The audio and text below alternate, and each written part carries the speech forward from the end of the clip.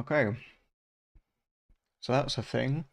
Um, I just stopped my last stream because I accidentally clicked the space button while I was over on this page. I didn't know that was a thing, but there you go.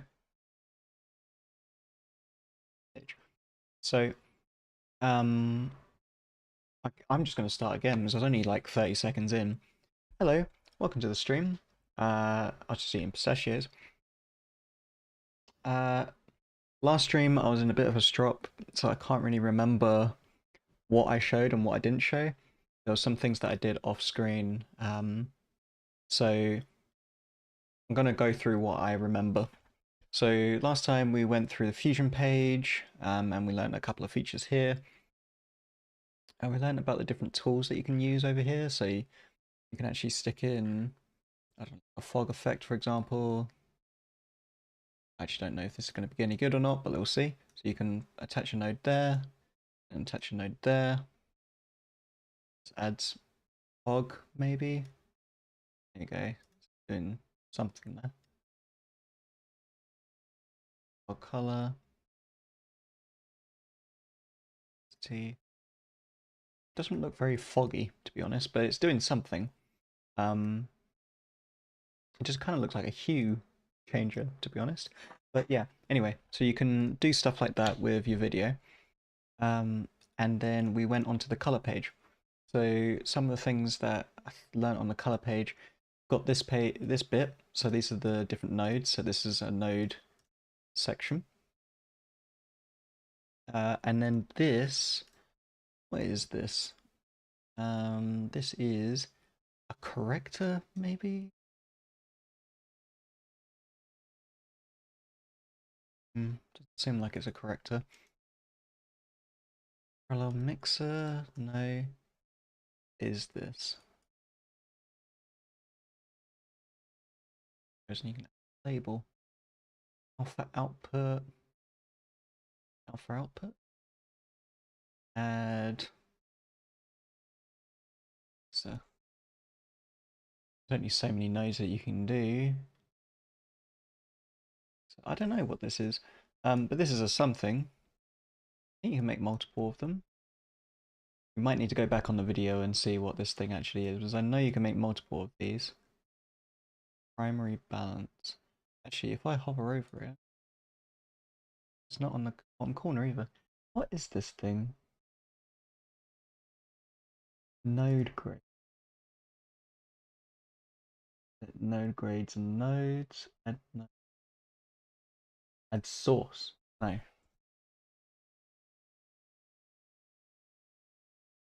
I think it's a corrector. It seems like it's a corrector. It is a corrector. There we go. This. That is here. So this is a corrector. This is also a corrector. So we've got two different correctors here. And let's actually see. So if I turn up this one. Yeah, so this one has its own settings. Okay, cool. So it is a corrector. It's good to know. What's this little symbol mean? External key. Not sure. Anyway, let's start from the beginning. So this is the color page, and you got a nodes page over here, so you can do some certain things with these effects, but I don't know what these nodes actually do as of yet. And the main thing that we learned was this part. So we got lift, gamma, gain, and offset. And in the video, I don't think I showed this part, but in the video, we've got lift, which does the darker shadows, gamma, which does the mid-tones, and then gain, which does the higher tones. I don't know, like light tones, I would assume. And then we've got an offset, which is sort of like an overall thing. And how I look at this is a bit like an EQ. So if you have an EQ, you have low, mids, and highs, and then a gain. Because I'm into music, so so this is controlling the shadows. This one's controlling the mids, and then this one's controlling the highs, and then this controls the overall gain. Now, that being said, I'm not going to lie, doing this seems to me about the same. Let's put this right to like 2. Okay. Okay. 0.2. Okay, so that's what it looked like as 0.2. Now let's take this one.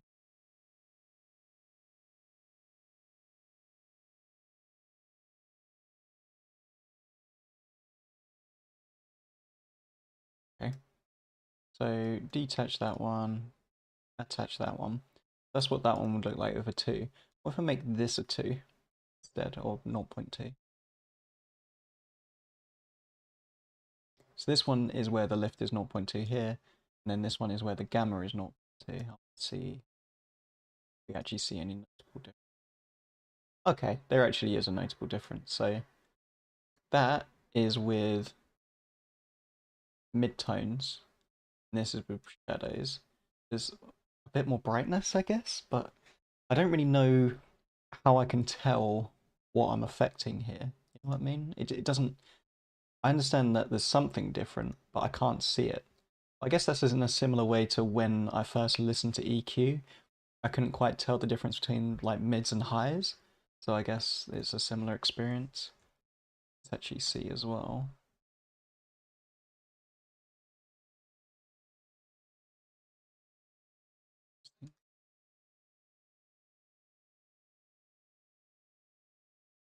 Get rid of this 0.2. Why is this 0.2 going more into blue? Oh, because that. So it's going to be 1.2.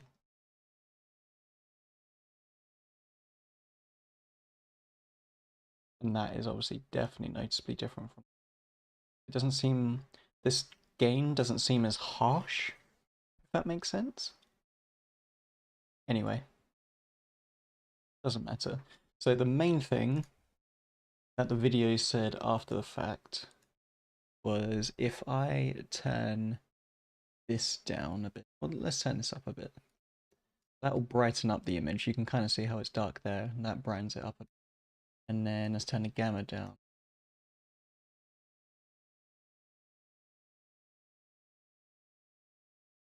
And then turn this off. You can kind of see how it looks like it almost looks a bit more washed out here.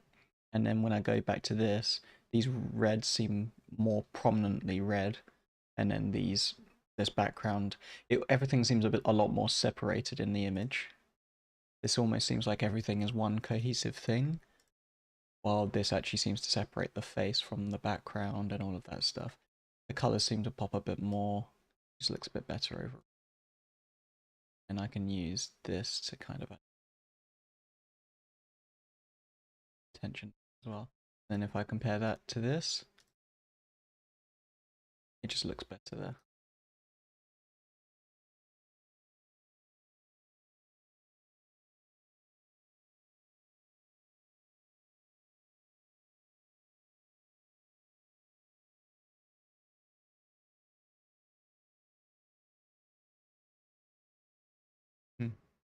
Hmm. Right, so that's where we got up to. So I'm going to continue the video. The video that I am following is called Introduction to Davinci Resolve, Full Course for Beginners 2024, and it's by Cassie Farris. I'll put the video here real quick. So it's Cassie Farris, full screen it. Cassie Farris with 450,000 subscribers, just that helps you. And he's also doing an intro course on, not an intro course, just a paid course on Fusion. So I thought I'd do a little quick promo stuff there. It might be worth doing that. So just go to the video and then go into his description. Oh, in fact, he has a free Fusion mini course. So I might even go ahead and use that. Although I might do that in my own time, probably not on YouTube. If you guys want to do it though, then go right ahead. Into footage that looks good on your screen instead of kind of washed out in gray. And there are a few different ways to do color management. One of Literally these says washed out is in if we go grey. down to the lower right hand corner of our screen, we can click on the settings cog, and that's going to bring up our project settings. If we go over here to this third item down, we can go to color management. And this is where we can adjust how our color management works in our project. Now, you can adjust this for your whole project, but some timelines are going to override the settings with their timeline settings. And that's what's happening in our case. So you can find all of this stuff here, especially if you haven't made a timeline yet and you're just setting up your project. But we're going to talk about it in the timeline settings so we can actually see it happening. I'm going to go over to Media Pool and then right click on our timeline. This is our color page start timeline. Go to timelines. Okay, give me a second. Color, timelines. Timeline settings. And we have similar settings here as we do in the project settings. If I go over to color, this is going to give us our color management settings. By default, this is set to Davinci YRGB. And what that means is basically we're not doing anything fancy with the color. We're just letting the colors be what they are, which is why we have this kind of gray washed out footage. But we can switch this from YRGB to Davinci YRGB color managed. You can click this like this, and there are some other settings that you can play with, but for most things that you're probably going to do, you can just leave it like that.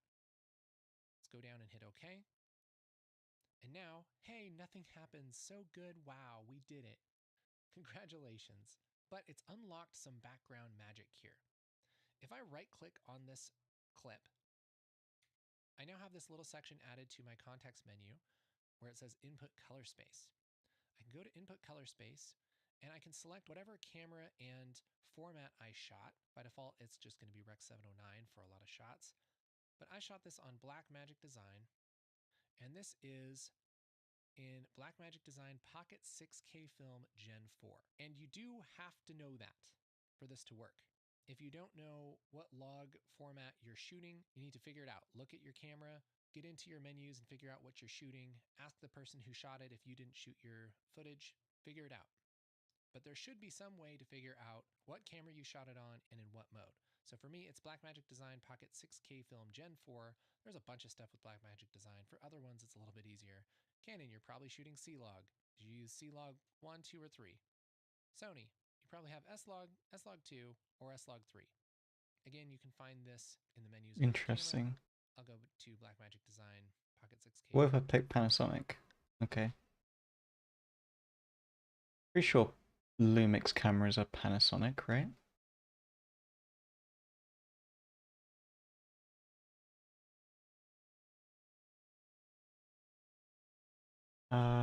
Camera. What is the cover space for Lumix G7? I need to in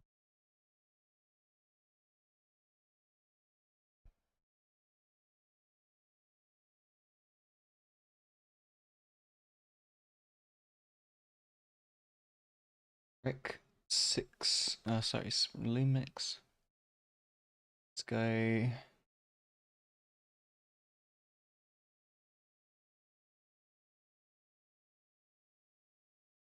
Rec 709. Interesting.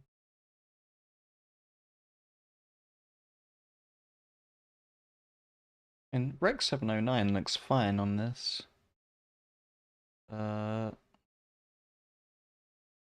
Go that one.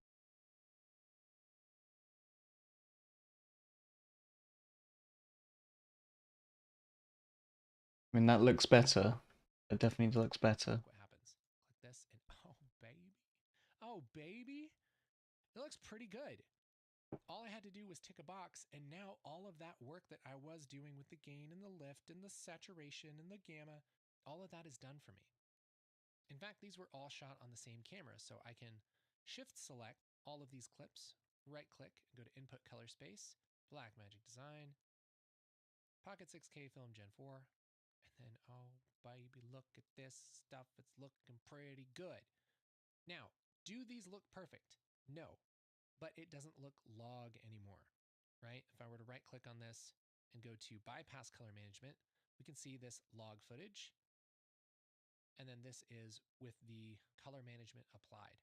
So the point of this is to take your footage from log into decent looking image. It's not a creative process. It's almost like developing your film. You're kind of just converting it from shooting mode into display mode.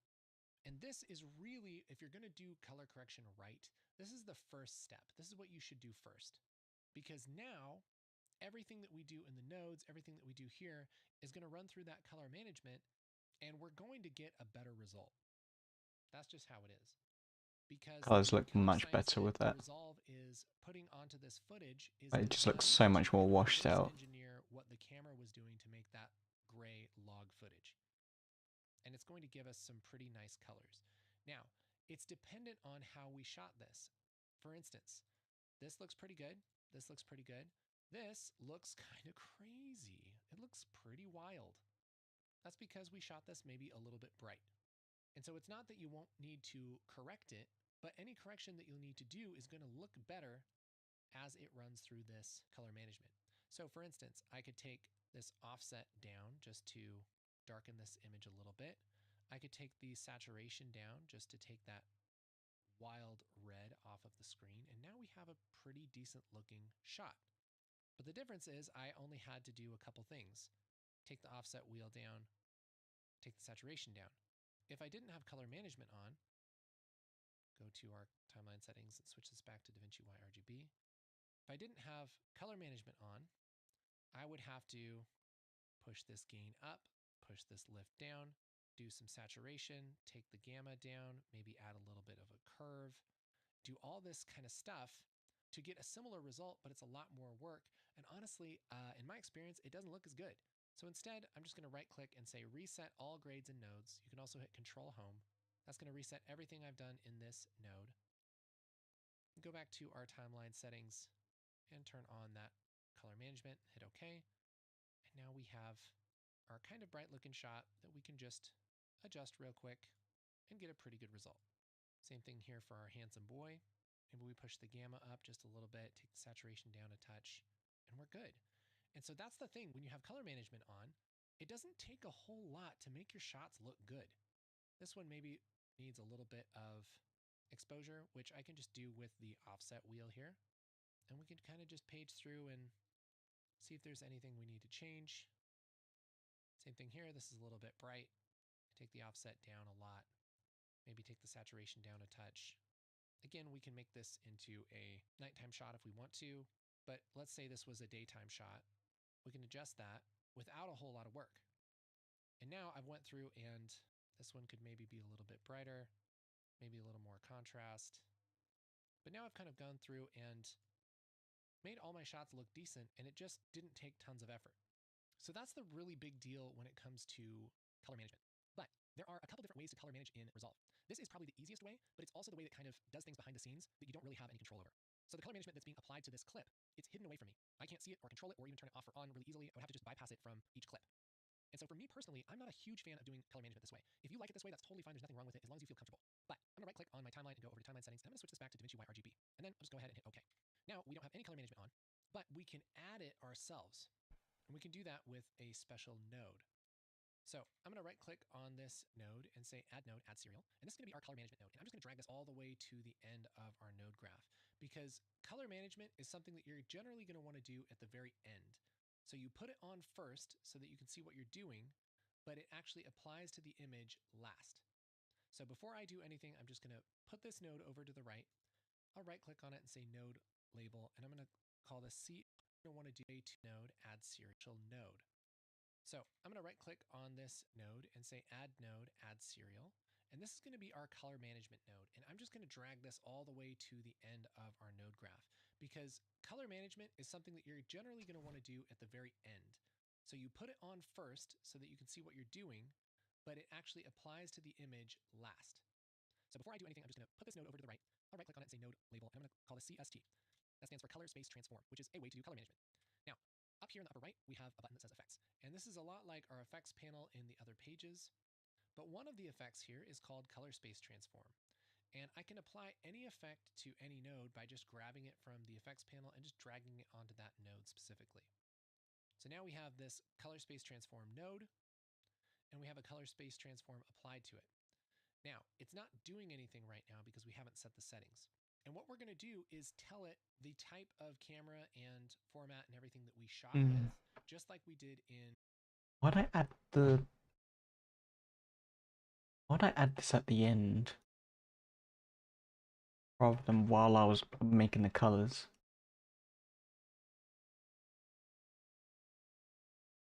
It's quite cool. That's really cool, actually. And this is more of a settings thing than anything.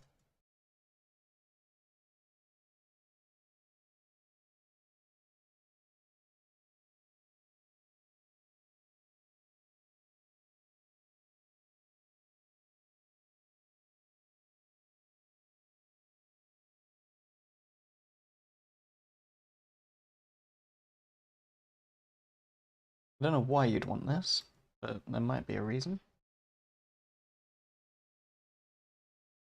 Actually, wait a minute.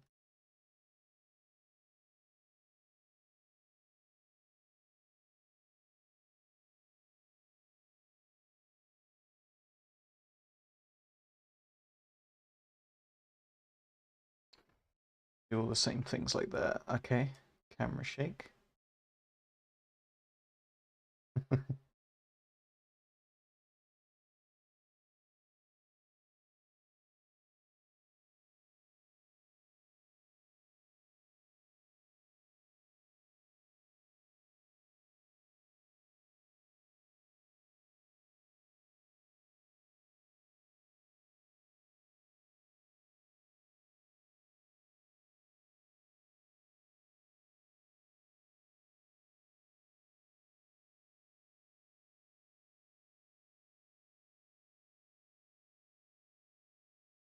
Okay.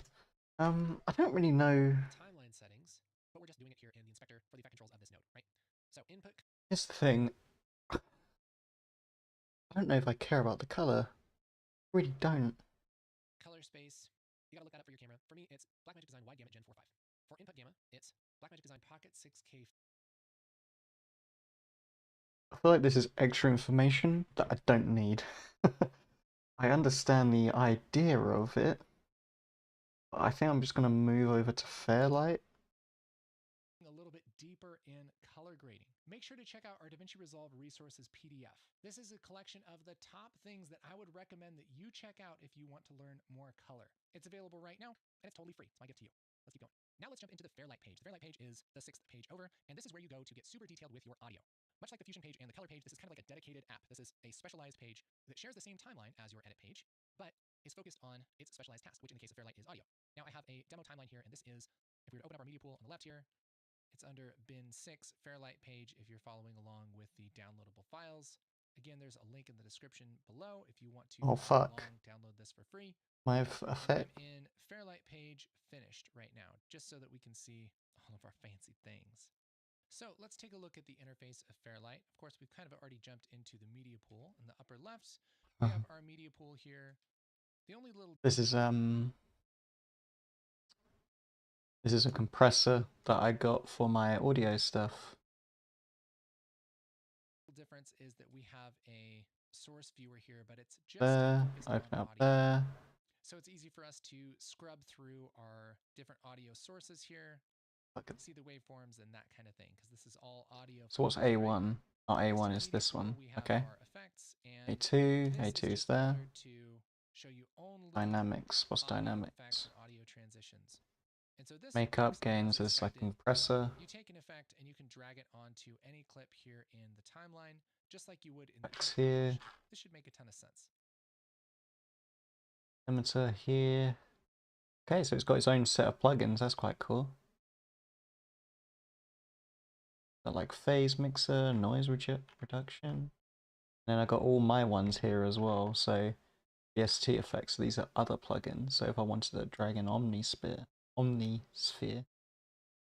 just drag it here. And then does it make its own MIDI section? So where is this? In A2 right now. Okay, it does not take. I haven't got my keyboard set up at the moment. For various reasons, I kind of want to get a thing to stand the piano here.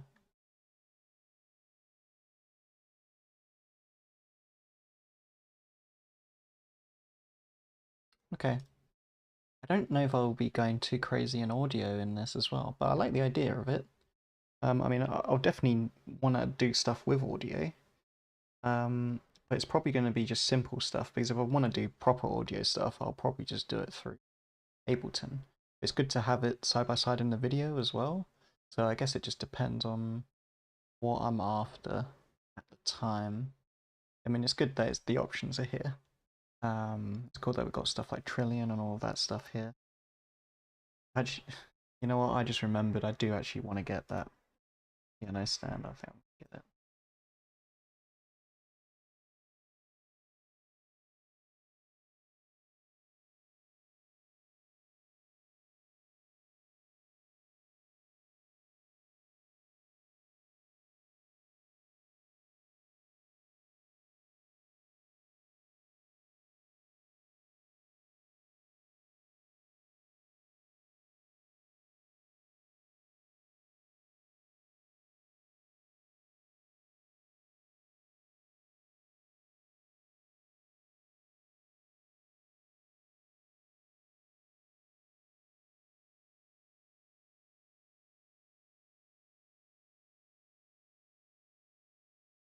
When's the 1st of July?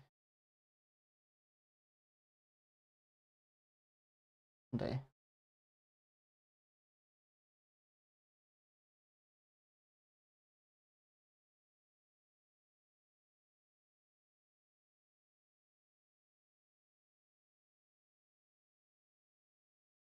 Yep. Okay. Nothing.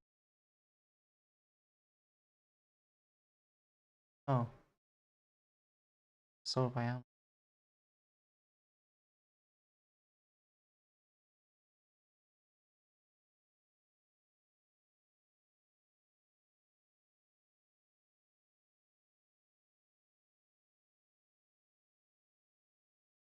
Good.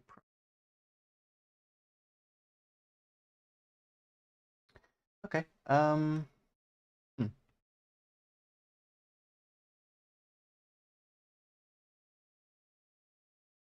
I don't really know what else to learn then on this. So okay, I understand the basic idea now. Look, if I want to get the meters up, there you go. There's the meters. There's the video. There's the mixer. There's the mixer. I can pan the audio with this. I kind of understand this technology, you know. I understand how EQs work, you know. So this is what I was talking about earlier with the highs and lows, mids and lows. So I can sort of it like that.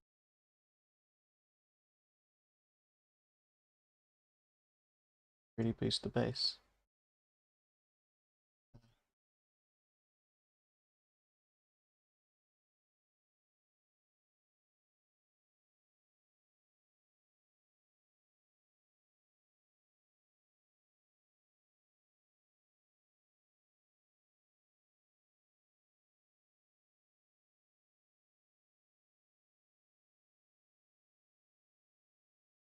Brilliant. I don't even know, am I? Oh yeah, I am controlling the dynamics here as well.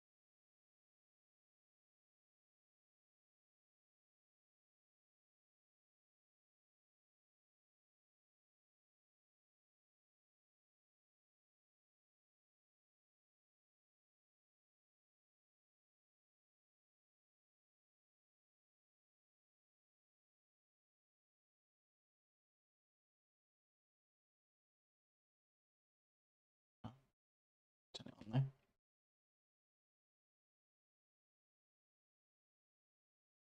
There's the compressor.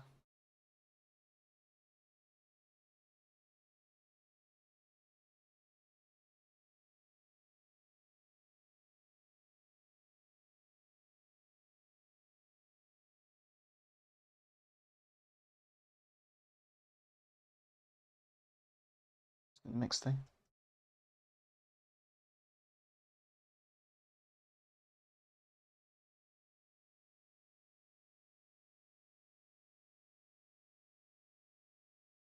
Oh,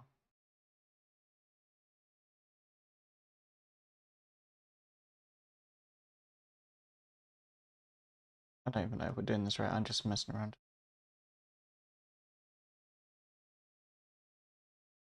Not really doing much, are we?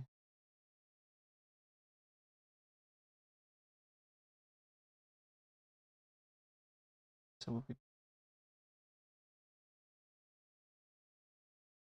Oh, we've got a makeup here.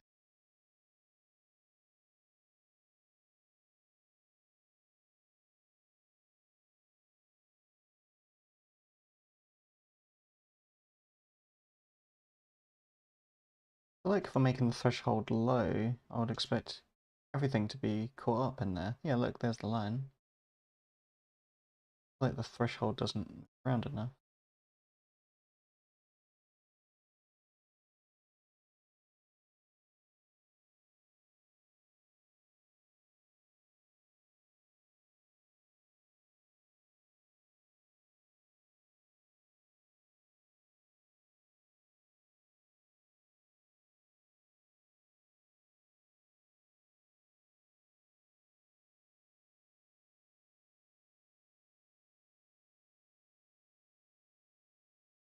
This is how many dBs the audio is. I feel like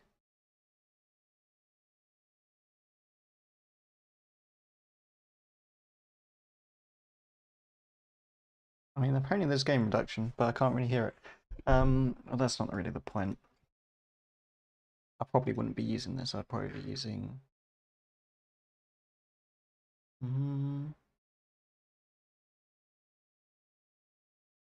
probably something else.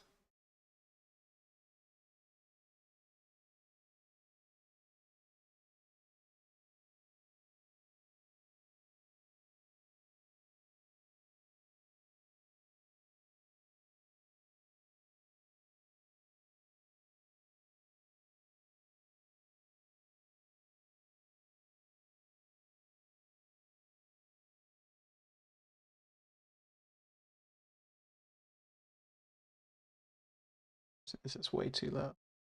Just using it as an example. But here we go. Vocal.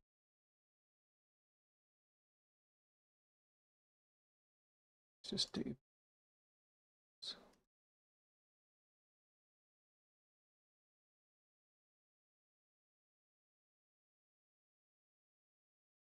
There's a slight difference there. I just want to hear it clearly.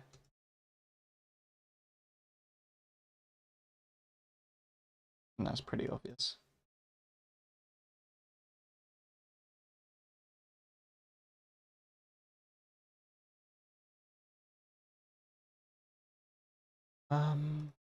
Okay. I'm not gonna lie. I think I'm done with learning Davinci Resolve then. Um, so what would be next? Streaming wise. Streaming wise.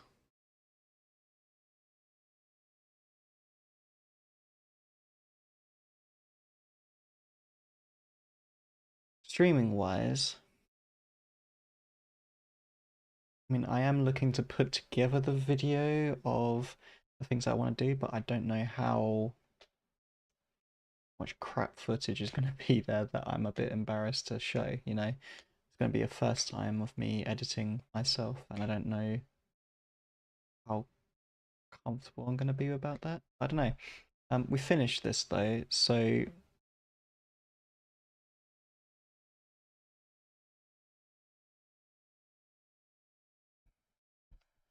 I think of what I'm going to stream next. What am I going to stream next? Probably the next big thing to stream about will be...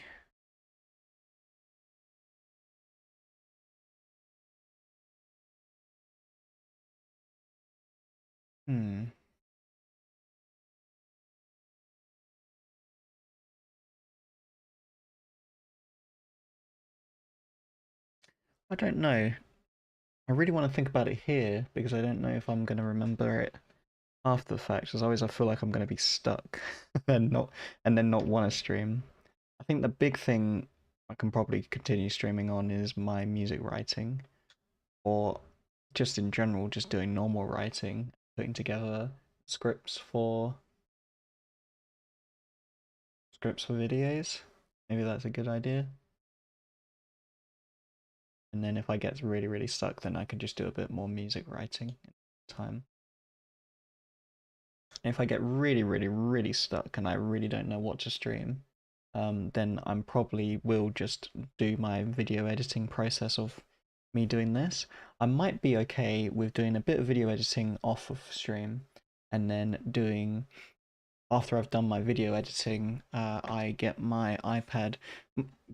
Just a quick summary. So what I'm going to be doing, I'm going to be making a video where I record myself in different environments, and then it's going to be like a short 30-second clip, and then I'm going to draw over myself after the fact. So I'm going to do a drawing of myself in these different scenarios after the fact, and I think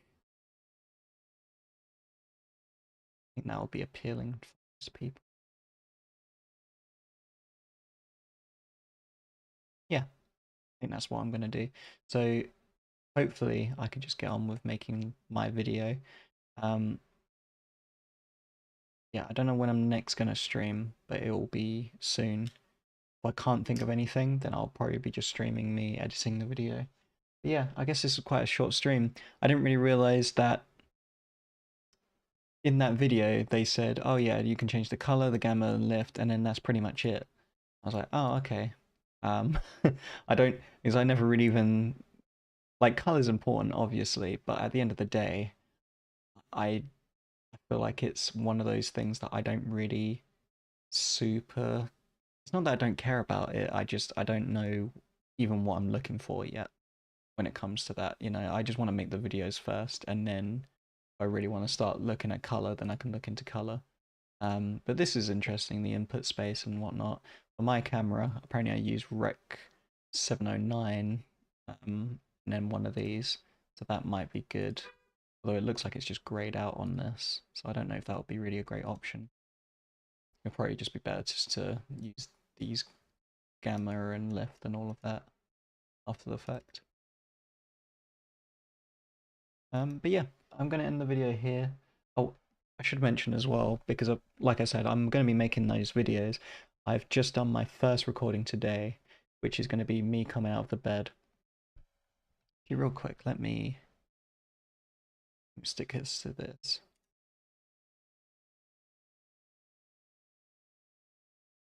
I'm doing that because I got my notes here, but I don't know how much is personal note. So, mm,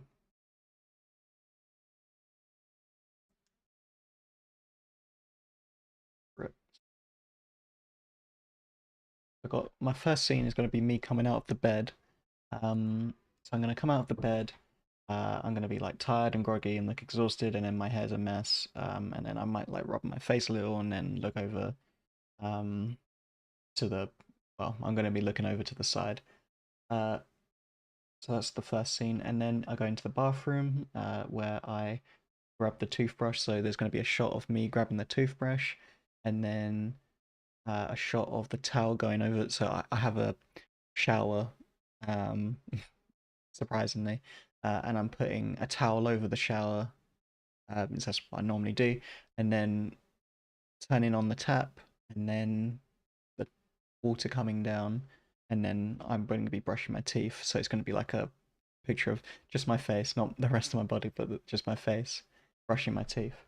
Um, or I don't know, something like that. I've got the idea of having that recording, but I might not use it all. I just like the idea of having it.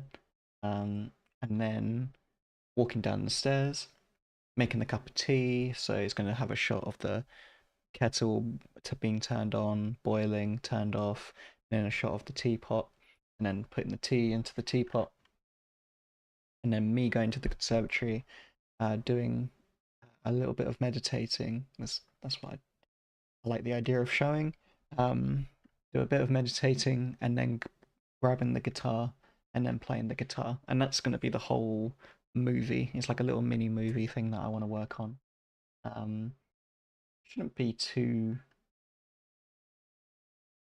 Shouldn't be too difficult to put together, but It's just getting it together, you know. Sorry, I'm moving notes around. So, but with that, I'm telling you this. I know no one's watching, but it's good to have it in my mind. So that's it basically. I haven't really got much more to show. Uh, yeah, this is quite a short stream, but I didn't. I'll be honest, I didn't know what I was going to be expecting from this. Uh, and at the end of the day, I was thinking like the color screen is probably not going to be something I'm going to go overly crazy on. After I watched a bit of the video and he said like, oh yeah, you could probably just mess with these 4 bits and be done. I was like, oh okay, fair enough. Like I'm not a huge color buff, so I wouldn't want to know. And in Fairlight, it just looks like every other thing, maybe with the exception that it doesn't have a MIDI mode. It's probably not going to be good for any. I assume you don't put any inputs into this, so it's not going to be good for pianos or anything like that. But you know, that's not the point really. It's not made for that. It's just made to have audio inside. If you want to do inputs, I'll use Ableton. But it's good for getting the audio together. And I feel like in general, look, we've got pan, we've got EQ, we've got dynamics, we've got effects. It's all basically the same stuff as usual. It's in, it's out, buses, it's all the same stuff. Oh, sound light. Download Davinci Resolve free sound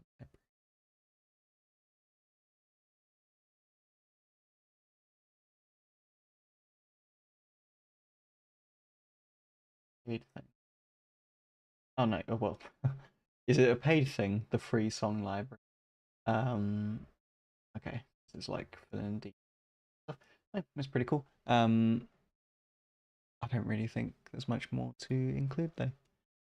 So with that, I'm going to close it off here. Like I said, next stream I'll think of something. I'm just gonna try and make sure that I do a stream of anything, so that I'm just keeping the ball rolling. But in general, the next step is going to be working on video. Working on making my video that I want to do, my little artsy video, so that I've got a first YouTube video off and rolling. So yeah, I'm gonna finish off there. Thanks for anyone who maybe is watching, I guess.